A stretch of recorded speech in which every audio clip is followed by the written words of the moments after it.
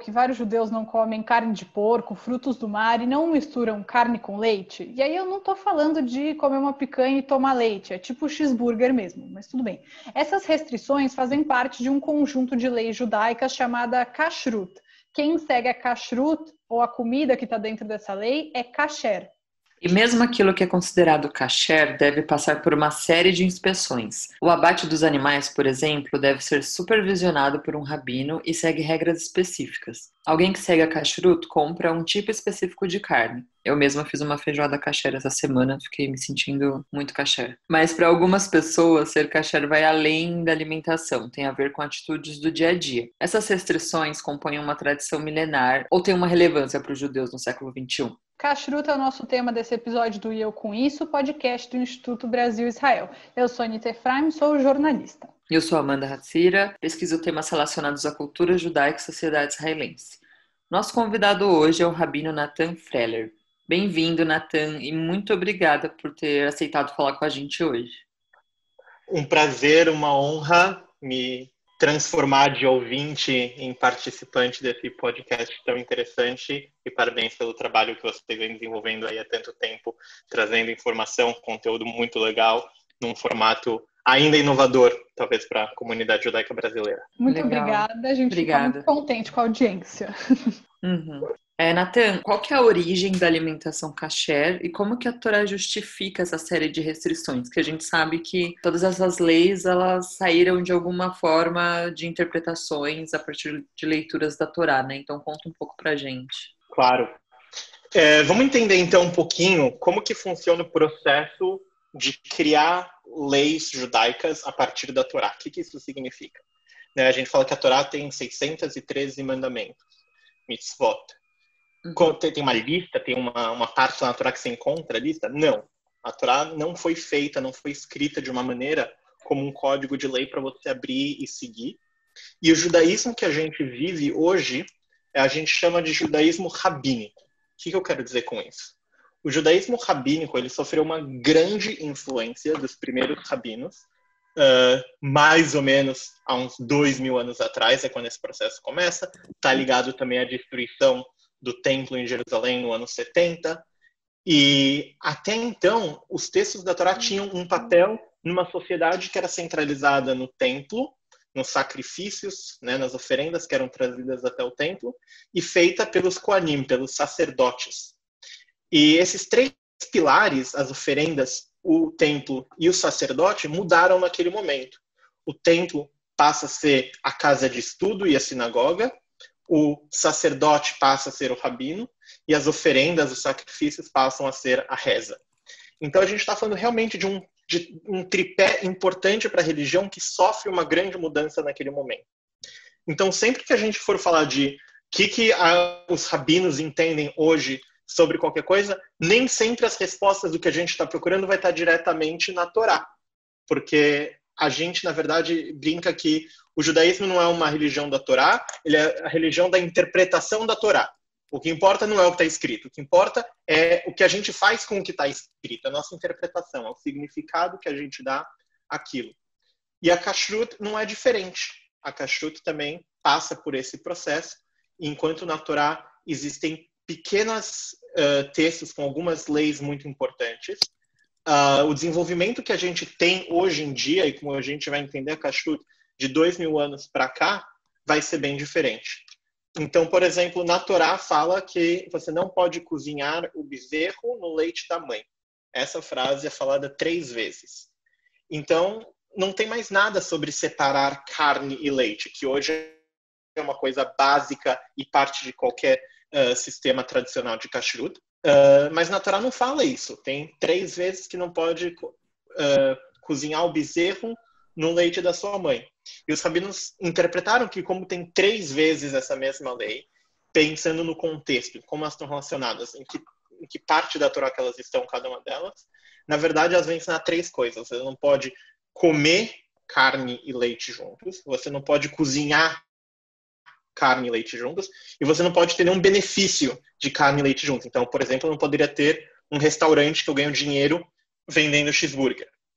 Então, porque está escrito 3 vezes, os rabinos vão derivar 3 proibições diferentes, porque não é ao léu que tem 3 vezes, mas tem um motivo nessa interpretação rabínica para chegar a essas conclusões. Então, tem pequenos versículos assim da Torá que dão para a gente a fonte, mas aí a grande, realmente, mudança e criar o sistema da kashrut vai ser parte do judaísmo rabínico. Na Torá tem, por exemplo, uma lista de animais que são permitidos e animais que são proibidos. E daí que vem o termo kasher. Kasher, na verdade, quer dizer próprio para o consumo. E então, tem alguns animais que são puros, que são permitidos para o consumo, são próprios, são kasher, e outros que não são. Não tem um conceito filosófico de por que esse animal, por que aquele animal. Tem uma lista de animais. Esses podem e esses não podem. Então, é realmente por aí que vai esse desenvolvimento rabínico e criando as leis ao longo do tempo. Natan, você fez a preparação para ser shohet, que é a pessoa que mata o animal de forma adequada a kashrut. Que forma é essa e por que existe uma forma diferente de matar o animal para que ele seja considerado, que a carne dele seja considerada kasher? Ótima pergunta. Eu tive a oportunidade, 3 anos atrás, estudando em Israel, para começar os meus estudos, né, nessa área. Nunca na minha vida pensei que um dia eu ia me tornar um shohet, e fiz o curso para abate de aves. Tem algumas diferenças entre o abate de aves e de mamíferos. Mamíferos é um pouco mais complicado, então comecei e fiz o curso de aves, pegar um pouco mais de prática, e quem sabe em algum momento eu vou para a segunda parte. E na Torá, de novo, não tem nada muito específico de como fazer isso, até porque na Torá em si, a gente fala muito de abate de animal para fins de sacrifício. Que no Talmud, na literatura rabínica, a gente vai chamar isso de Kodashim, dos sacrifícios sagrados. E os sacrifícios hulin, os sacrifícios ordinários, que seria para você comer no dia a dia, não tem nada sobre isso na Torá. Isso vai ser uma derivação dos rabinos. E o que acontece aí? E uma das maneiras de interpretação é acreditar que tem a Torá escrita, que no deserto foi revelada uma parte dessa Torá através de Moshe, e que tem a Torá oral, que é uma tradição que vem sendo contada desde o início dos tempos através dos nossos sábios, e que em algum momento no Talmud e nas subsequentes livros de lei judaica isso vem se desenrolando. Então tem uma frase na Torá que fala que a gente pode consumir e abater o animal e consumir conforme eu te ordenei. Conforme eu te ordenei. Kasher tziviticha é o termo em hebraico. E os rabinos vão fazer um jogo chamado de gemátria. Cada letra no hebraico tem um valor numérico. Então, o Aleph, que é a primeira letra do alfabeto, tem o valor de 1, Bet, que é a segunda, 2, e por assim vai. E Kasher tziviticha tem o mesmo valor numérico de Rov Echad Ba'of, Rov Shnaim Ba'behemah. Uma frase em hebraico quer dizer a maioria de 1 nas aves e a maioria de 2 nos mamíferos. Essa é uma das principais leis da kashrut. O que isso quer dizer? Que para um abate kasher de uma ave você tem que cortar a maioria ou do esôfago ou da traqueia do animal. Se você cortar a maioria de um deles, é suficiente. Mas, para mamíferos, você tem que cortar a maioria dos 2. E essa frase em hebraico tem o mesmo valor numérico da frase kasher tziviticha, assim como eu te ordenei. Então, o que os rabinos falam? Que na Torá realmente não tem as descrições dessas regras de como fazer, mas está claro que foi ordenado de alguma maneira. A gente que não sabe que não está claro na Torá, mas na Torá oral a gente vem passando essa tradição de geração em geração. E os rabinos revelam, então, num certo momento, que existem algumas leis dessa tradição de como funciona. Então, por exemplo, essa de cortar o simanim, a traqueia e o esôfago, uma das principais leis, que é um corte feito no pescoço e que tem que ser um corte que você não para. Então, se você começar a cortar, parar o corte, voltar a cortar, isso não é kasher. Se você apertar a faca, tentar usar com pressão, não é kasher. Tem algumas coisinhas no como fazer que realmente foram desenvolvidas ao longo do tempo, e a gente pode ver, inclusive, como a tecnologia influenciou nisso. Na época do Talmud, você podia fazer isso com qualquer utensílio, seja vidro, qualquer coisa que corta, você poderia fazer, desde que isso não fosse algo que estivesse preso na terra. Você não pode pegar uma planta, uma árvore, enquanto ainda está no chão e usar para isso. Conforme foi se desenvolvendo o metal e o aço, hoje em dia existem facas específicas feitas para isso, e que hoje em dia só pode se usar a melhor faca possível. Um metal muito bom que eles conhecem, que se faz, e que qualquer outro que você vai usar não vai ser um corte tão bom. Então os rabinos começaram a proibir essas outras coisas. Então essa lei também se desenvolve junto com a gente através do tempo e com a tecnologia que é disponível para a gente. Uhum. Teoricamente, ser kasher é uma obrigação de todo judeu, né, religioso. Assim como fazer as 3 rezas diárias, guardar o Shabat e tantas outras leis. Mas ser kasher traz algum benefício para o judeu? Se sim, você pode dar alguns exemplos? Primeiro, eu quero questionar um pouco a pergunta. Você falou que, teoricamente, ser kasher é uma obrigação de todo judeu religioso. Não necessariamente. Existem várias maneiras da gente ser religioso. E eu diria que a minoria dos judeus do mundo entendem as obrigações rituais como uma obrigação. Uma questão estatística. A minoria dos judeus do mundo entendem isso como uma obrigação. A parte mais que a gente vai chamar de religiosa, às vezes tradicional, são alguns dos nomes utilizados, mais o movimento ortodoxo, partes do movimento conservador vão entender isso como uma obrigação.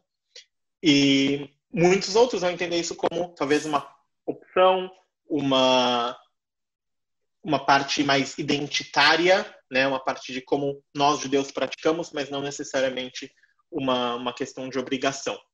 Então isso já muda um pouco a gente pensar nisso, de que não necessariamente é errado para muitos judeus não comer kasher. Eles não é que não que isso é um pecado, porque o conceito de lei é diferente. Então a gente vai falar especificamente de uma minoria dos judeus no mundo que acredita então que tem uma obrigação para sim ser kasher. E aí eu acho que eu estou explicando isso porque eu acho que faz diferença a gente entender em quais são os benefícios que isso traz. Alguém que está fazendo parte de um sistema de leis religiosas rituais e de alguém que não está. De alguém que está fazendo uma escolha específica dessa mitzvah, desse mandamento em particular. Então, no primeiro grupo, quando a gente for pensar de um grupo de judeus que faz parte, né, de todo um sistema, tem muitos motivos pelos quais você decide fazer parte do sistema. Algumas pessoas vão falar porque Deus mandou, ponto. Eu estou cumprindo a vontade divina na Terra. É isso, é meu dever fazer isso. Não, na verdade, não é que eu faço isso por causa da recompensa, eu faço isso porque isso é a coisa certa a fazer, porque é isso que Deus quer de mim. Isso é uma resposta para algumas pessoas que seguem isso dentro de um sistema. Outro jeito de pensar, mesmo por pessoas dentro desse sistema, é pessoas que acreditam que o sistema ele é bom. Que não é que eu só estou fazendo isso porque isso é a vontade divina, mas eu acredito que essa é a melhor maneira de eu viver a minha vida. Que todos esses mandamentos, eles são bons para a minha vida. É bom eu viver dentro desse sistema da Halakha. E se em algum momento alguma coisa vai acontecer no mundo e que eu vou entender que parte desse sistema não é bom, eu me permito questionar esse sistema. Por exemplo, o exemplo que eu dei de que coisas que você vai usar para cortar. No momento que você viu que o vidro não é tão bom quanto uma faca, você para de permitir o vidro. A gente vai fazendo essas mudanças ao longo do tempo, de acordo com o nosso entendimento da vontade divina, de que seja um sistema, acima de tudo, ético, moral, né? Que esses valores sejam preservados. Se você vê que tem alguma prática dentro desse sistema que é imoral, você tem que questionar esse sistema e falar, estamos nós entendendo direito esse sistema na nossa realidade, no nosso tempo, e ver como que isso se aplica na nossa vida. Então, uma coisa é o sistema inteiro, você acreditar que o sistema inteiro te beneficia de alguma maneira, mas também pensar kashrut em especial. Então, tem algumas opiniões que eu gosto muito que falam sobre por que é interessante fazer. E nada disso está na Torá. Como eu falei, a Torá realmente não está focada nisso. Isso é o que pode, isso é o que não pode. Isso não é uma coisa que você vai encontrar diretamente lá.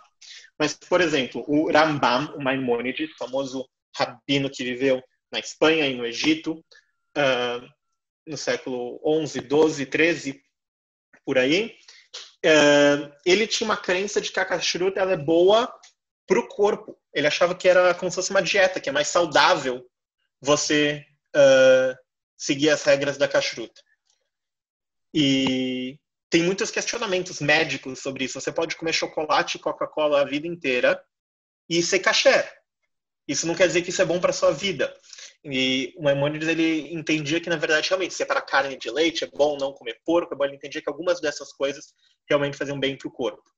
Já o Nachmanides, o Ramban, outro sábio medieval também da região da Espanha, ele fala o contrário, que isso, na verdade, é bom para a alma. Porque várias das leis da Kashrut ajudam, na verdade, a gente a formar o nosso caráter, formar os nossos valores. Então, por exemplo, você ter compaixão com os animais, que é uma dos valores que está presente na Kashrut, a gente vê isso através de várias das leis mais técnicas, a gente está, na verdade, trabalhando a nossa capacidade de ter compaixão. Então, cada ação que a gente faz no ambiente ritual, na verdade, quer, de alguma maneira, modificar a nossa alma e a maneira como a gente se relaciona com as pessoas ao nosso redor. Então, é importante cuidar dos animais. Os animais também são criaturas divinas com seu valor dentro do mundo. Tem um conceito de tsar, balei, haim, que aparece da Torá, em que a gente não pode causar nenhum tipo de dor no animal que não seja necessária. Né? Não pode, por exemplo, a gente não pode pegar dois animais diferentes, com forças diferentes, para puxar a mesma carroça. Porque aí o animal que é mais fraco vai ter que fazer mais esforço para acompanhar o outro. Isso não pode, por Tsar Balei Haim. Da mesma maneira, várias outras coisas relacionadas a Kashrut também se aplicam assim. E eu gosto muito dessa opinião, de que realmente muitas das questões do ritual e da Kashrut específico, na verdade, tem como objetivo mudar quem nós somos. E para mim, a experiência de ter já matado um animal que eu mesmo comi, ter tido essa experiência mudou completamente toda a minha relação com a comida em geral e com a carne em específico. Realmente, eu tenho como objetivo pessoal, em algum momento, apenas comprar e comer carne que eu mesmo consiga fazer o abate. Agora eu tenho... Que não é todo mundo que tem essa oportunidade, né? Convenhamos que... Então, não é até 100 anos, na verdade, até 100 anos atrás, essa era a realidade. Na verdade, era muito mais fácil isso do que comprar, né? Talvez não 100, talvez 200, 300. Hoje em dia já mudou bastante. Sim. Mas um dos lugares mais fáceis, na verdade, para achar, e que eu acho, na verdade, um aspecto interreligioso muito interessante, eu costumo ir em lugares halal, lugares de muçulmanos, que eles têm a tradição de ter carne fresca, e como eles entendem que eles têm as restrições deles, eu chego lá, explico o que eu preciso, e eles super me ajudam. Tem um grande amigo que eu fiz aqui em Los Angeles, o Abdul, mora mais ou menos 1h30 de mim, eu vou lá, e a gente faz o abate, e ele super ajuda a gente, é um cara super gente boa. E isso realmente muda. Eu hoje quase não como mais carne, justamente por todos esses conceitos, e entender que o nosso relacionamento com a comida realmente precisa ser questionado. A gente hoje faz parte de uma sociedade onde isso é muito forte, que, né, famoso ditado, somos o que comemos, né? Eu realmente acredito nisso. Eu acredito que faz diferença mesmo a maneira como a gente traz santidade para a nossa vida, a maneira do nosso comportamento através das nossas práticas. Natan, uma coisa que eu queria te perguntar é se tem diferença nas regras, nas leis, nas tradições da Kashrut, das diferentes vertentes judaicas. Então, se, por exemplo, na ortodoxia tem alguma lei, uma regra que não tem para as linhas progressistas, por exemplo, e se dentro das escolhas que cada um pode fazer, que você citou, dá para a pessoa ser meio kasher, existe isso, então eu opto por não comer carne de porco, mas não vou abrir mão de comer o meu cheeseburger. Isso faz algum sentido dentro da tradição? Isso pode fazer sentido para alguma pessoa que não entende o sistema das leis judaicas como um sistema. Que nem eu estava falando antes, se é uma pessoa que vai pegar partes que acreditam que isso traz significado para a vida delas, que traz identidade, que de alguma maneira faz efeito na vida dela, vai fazer sentido talvez ela não comer porco, mas comer um cheeseburger. Para alguém que faça parte do sistema da Halakha, das leis judaicas, isso vai sair um pouco estranho, né? Porque na verdade você está comprando um sistema como um todo, né? E aí fica um pouco mais complicado. Sobre as variações que existem por aí, Isso é, na verdade, um dos meus temas que eu tenho pesquisado recentemente e escrito sobre isso. A indústria de comidas no mundo, esquece a parte de kasher, e também a indústria kasher, de maneira geral, são voltadas para o lucro. Alguns acadêmicos que falam qualquer modelo baseado como objetivo no lucro, que for tratar com vidas animais, de alguma maneira vai acabar fazendo uma coisa que não é da melhor maneira possível. Porque eles têm que fazer rápido, eles têm que armazenar mais em menos espaço, todos os problemas que a gente tem de viver no mundo consumista, globalizado, capitalista no qual vivemos. Então, existem algumas empresas que tentam minimizar todas as questões que podem existir. Então, existiram muitas críticas à indústria kasher ao longo das últimas décadas, em especial nos Estados Unidos, onde eram confinados os animais, isso não era bom para os animais.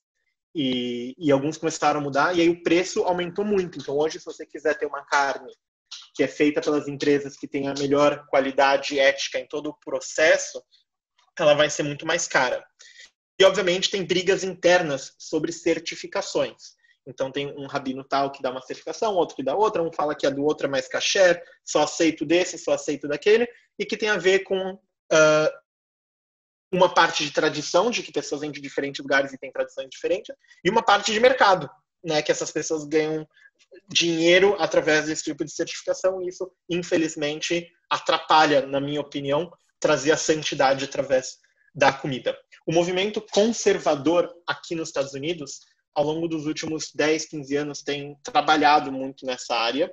Chegaram a construir um projeto chamado Magen Tzedek, que tinha como objetivo que, além da certificação da kashrut nos aspectos rituais, certificasse também que todas as empresas envolvidas no processo paguem seus funcionários de acordo com as leis locais e que outras questões fora do ambiente ritual também sejam garantidas. E dá como se fosse um certificado de que isso é kasher numa questão social. Em Israel, existe a Tav Hevrati, feita pelo Bemagalei Tzedek, uma ONG, que há mais de 10, 15 anos começaram com essa ideia. Eles tinham um projeto muito interessante que eles te davam tipo um cartão de visita, e quando você ia num restaurante que seguia tanto as leis para pagar todos os funcionários de acordo com a lei e te fosse acessível para pessoas com todos os tipos de necessidades especiais, seja um menu em braille, acessível para cadeira de roda. Se isso tivesse ok, eles davam uma certificação social para esse restaurante, e aí você tinha tipo um cartão de visita, e quando você pagava a conta, você deixava um cartãozinho lá falando: eu vim aqui porque eu valorizo você por causa desses valores, e tentar com que isso pegasse e que as pessoas vissem que realmente isso vai influenciar em alguma hora no bolso. Vocês vão parar de vir aqui se a gente não cuidar dessas coisas e tentar mexer com o mercado dessa maneira. E também em Israel tem um outro problema, que muitas das questões rituais religiosas judaicas são centralizadas por um órgão governamental. Então, imagina todos os problemas que em qualquer ambiente no mundo você vai ter entre o público e o privado, né, o que é governamental e o que não é. E existe um monopólio em Israel sobre quem pode dizer o que é kasher e o que não é kasher. Mas, obviamente, já existem grupos de rabinos, um dos mais famosos é o Tzohar, que dá uma certificação de kasher fora do rabinato-chefe de Israel, e que também estão tentando fazer isso, pegar e mostrar: olha, gente, a gente é super sério e a gente está preocupado com também outras coisas, e a gente não está cobrando da mesma maneira que cobra o rabinato-chefe, que aí faz parte de todo um sistema político-econômico implementado há décadas no país. Então, não é necessariamente entre ortodoxo e conservador só que vai existir certas diferenças, mas também muitos projetos que vão surgindo de pessoas que realmente, pela questão mais ética, moral, estão questionando a questão do ritual, que um não pode ser desligado do outro. A gente não pode falar que é kasher algo que segue todos os preceitos da kashrut, mas que não segue ame ao próximo como a ti mesmo, e que você explore trabalhadores dentro do seu processo. Não faz o menor sentido que isso seja algo kasher. E aí começam a extrapolar um pouco também que é esse termo que é kasher. Acho que hoje na comunidade judaica no mundo inteiro o termo kasher é usado realmente para muita coisa, né? Você pergunta se essa pessoa é kasher, se esse talit é kasher, se começa a usar kasher para esse negócio, esse business que a gente vai fazer agora, é kasher ou tem dinheiro sujo aí no meio? Então, o kasher se tornou realmente um termo que você pode usar para qualquer coisa apropriada, correta, e que os valores que estão por trás são essenciais nisso. Sim. Achei bem interessante, principalmente essa questão, essa pegada mais social. E você falando disso, dá para dizer então que atualmente há releituras da Kashrut? Por exemplo, a Kashrut pode ser vista como uma forma de vida para além da alimentação, relacionando com vegetarianismo e veganismo? Como que você definiria a Kashrut da modernidade? Eu acho muito legal que você trouxe a questão do vegetarianismo e do veganismo, mas eu falaria que em vez de expandir esse termo kasher, kashrut, para uma vida mais ampla e tal, já tem para mim um termo para isso, chama judaísmo. A kashrut é uma parte do judaísmo em que trabalha com a questão da alimentação. Mas todo o sistema de valores e práticas judaicos estão justamente para ajudar o judeu a ter uma vida de significado, uma vida de moral, de ética, onde todos esses valores que a gente cultiva como comunidade judaica, como povo judeu, possam ser aplicados. E por isso que as práticas judaicas são tão importantes no meu entendimento. Você pode ficar só falando sobre esses valores, mas aí falta como colocar eles na prática, fica uma coisa muito difícil. E por isso que elas ajudam justamente a gente transformar o valor em prática. Então, para mim, esse conceito ético e moral é a nossa religião. O judaísmo tem como pilar central que seja ético e moral. Na questão de veganismo, vegetarianismo,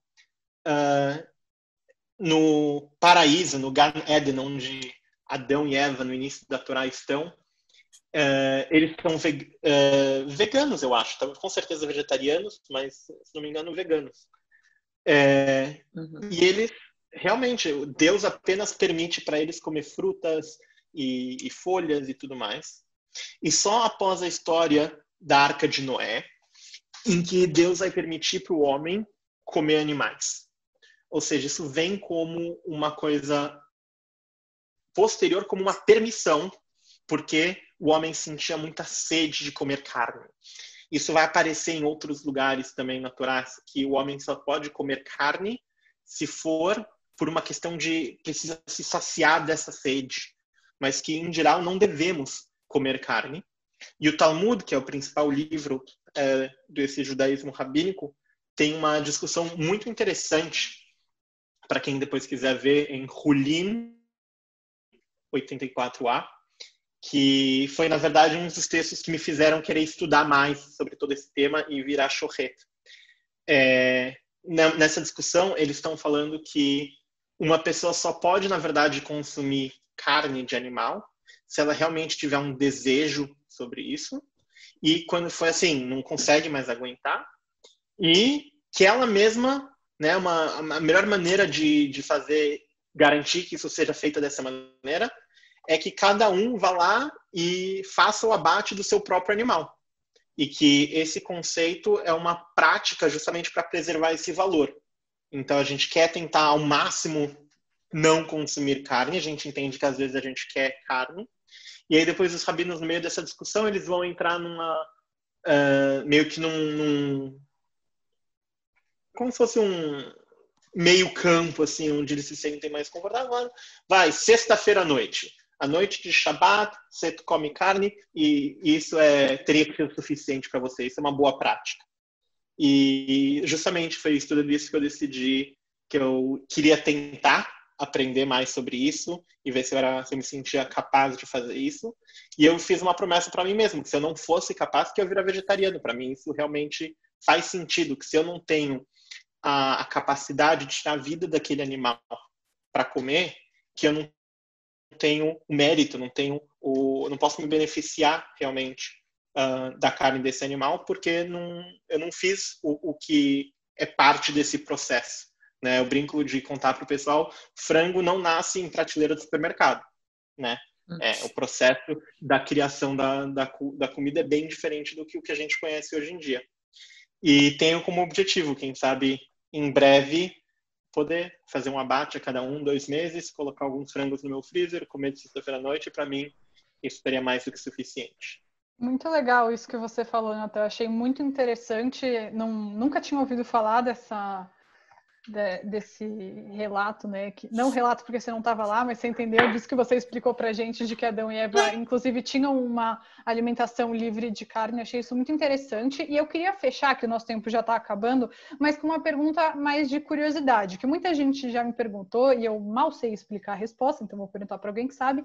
O que são selinhos que têm algumas embalagens de comida, que dizem como, por exemplo, BDK, que a gente vê no mercado, e às vezes as pessoas veem isso e não entendem o que é esse selinho para comprovar que a comida é efetivamente kasher? Quem diz que a comida é kasher e por que tem que ter esse selinho?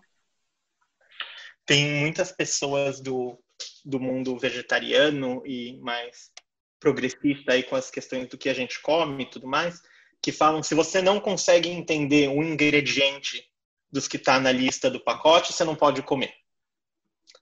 Que você tem que saber o que você está comendo. E se você for ver a maioria das coisas que a gente come hoje, muitas pessoas, eu inclusive, não sei, eu preciso pesquisar o que é aquele ingrediente com um nome que parece um elemento químico da aula do colegial.